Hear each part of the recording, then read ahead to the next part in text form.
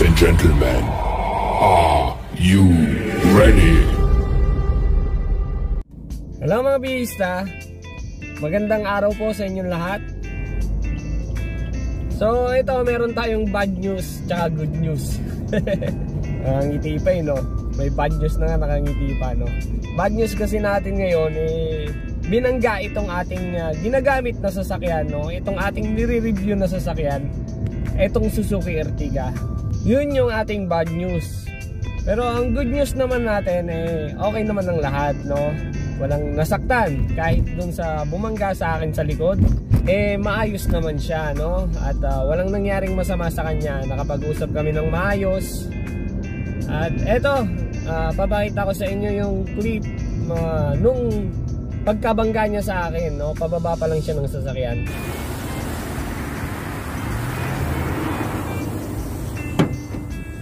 Ada cross. Napar, cross. Bapi shop.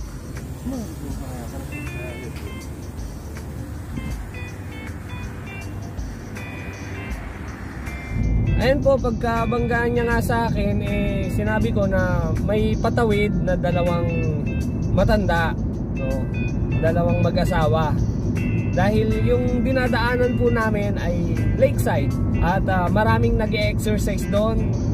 At marami rin ang tumatawid na mga pedestrian sa lugar na yon no?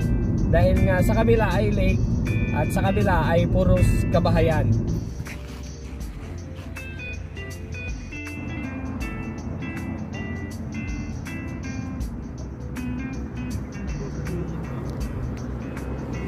So ang nangyari kasi guys, ganito.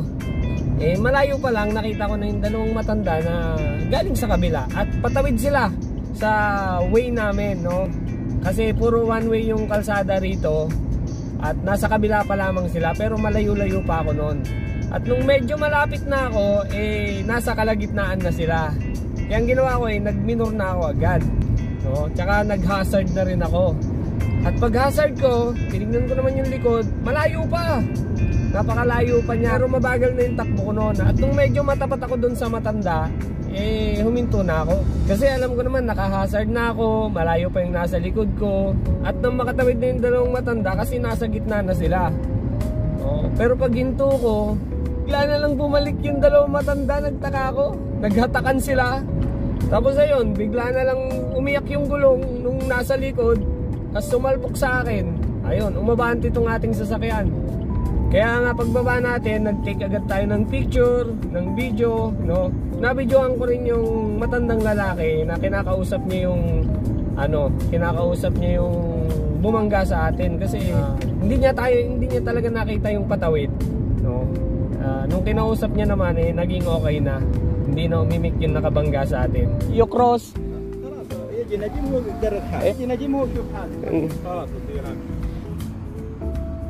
So yun, habang nandun kami, no, padami sila ng padami.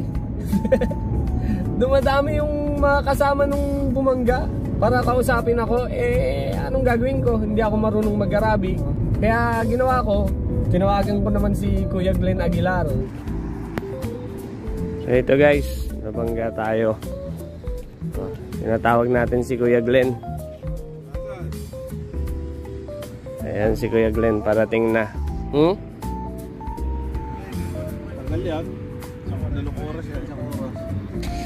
Bibili ako ng tsaka Kuya Glenn, shout out! Thank you sa pagsama sa akin kanina no? Si Kuya Glenn kasi marunong mag-Arabic yan. So ayan, dumating si Kuya Glenn, nag-usap sila. Sinabi ni Kuya Glenn na antayin lang yung amo ko at yung mag-iimbestiga, yung NADM no? Yung accident police.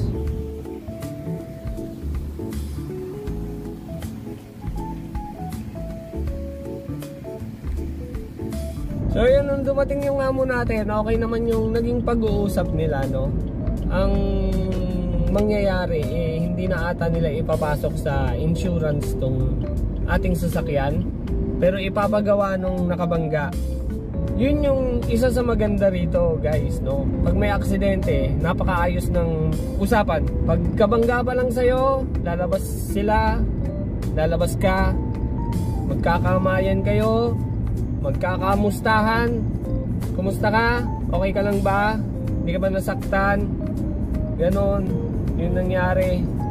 No, ganito. Kaya nga sa video ko kanina, sinabi ko kaagad na may taong patawid. At ayun, naiintindihan niya naman, hindi naman siya sumagot. Pagtapos dumating ng boss ko at yung Notch M, yung mag-iimbestiga, kinuhanan lang ng picture, tapos tinignan lang yung mga namin, documents namin, lisensya, tapos istimara. Yung istimara, yun po yung registration ng ating sasakyan. Pagtapos noon, umalis na kami. Dinala namin sa pagpapagawaan yung etong sasakyan, no? Kasi may kakilala yung nakabangga sa atin na shop na pagawaan, no? Kaya siguro hindi nila pinasok sa insurance dahil mayroon siya mga kaibigan na kayang gumawa nitong ating sasakyan. So ayan, dinala natin doon at ayan po yung ating video. So ito guys, diretso na kami sa pagawaan. No, kasi sasagutin nung nakabangga tong nangyari sa ating sasakyan. Dito kami ngayon sa may Tukba.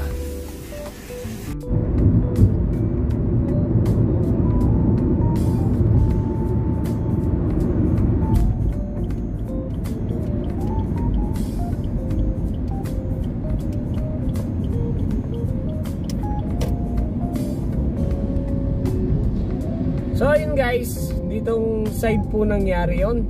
At dito sa lake na to marami talagang nagja-jogging at tumatawid, no?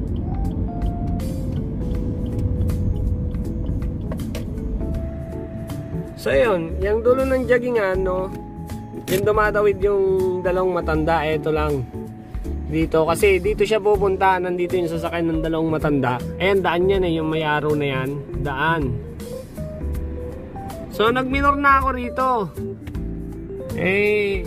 Yung nga lang, yung sasakyan sa likod ko, mabilis. Ayun yung guhit ng ano nyo. Kita ba? Pagkakapreno niya. Yan o. Yan, guhit na yan. Yan, ang haba o. Diba?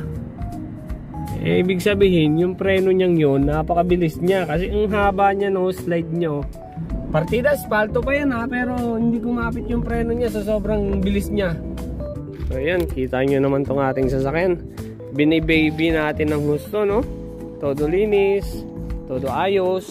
Tapos, ayun, inabot talaga ng kamalasan ngayon. Ayan, ito yung nangyari sa kanya guys, no? Yupi yung mga ano niya, pero walang nabasag sa kanya. Walang nabasag kahit yung ilaw natin sa baba, yung rear fog lamp, okay siya. Ito lang yung mga nabasag sa kanya. Yan, basag.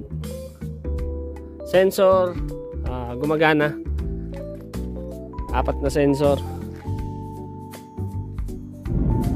So itong sasakyan natin, pagdating ng linggo, dadalhin natin sa pagawaan. Matatambay to ng 3 araw doon. Pero sabi naman ng amo ko, magre-rent a car kami ng ibang sasakyan, no, para may magamit kami pang biyahe-biyahe. So ayun lang po yung maikli nating update about dito sa ating sasakyan. So walang nangyari sa kanya. May mga sira siya sa likod, pero about sa makina, about sa takbo, walang nangyari. Okay na okay siya. So ayun lang po. Wala akong mai-update kasi walang nangyayari sa ating sasakyan. Ngayon lang may nangyari. So ito, maraming salamat po sa panonood. Hanggang dito na lamang po uli ang ating video. Ingat po kayo lagi mga biyahista. Bye bye.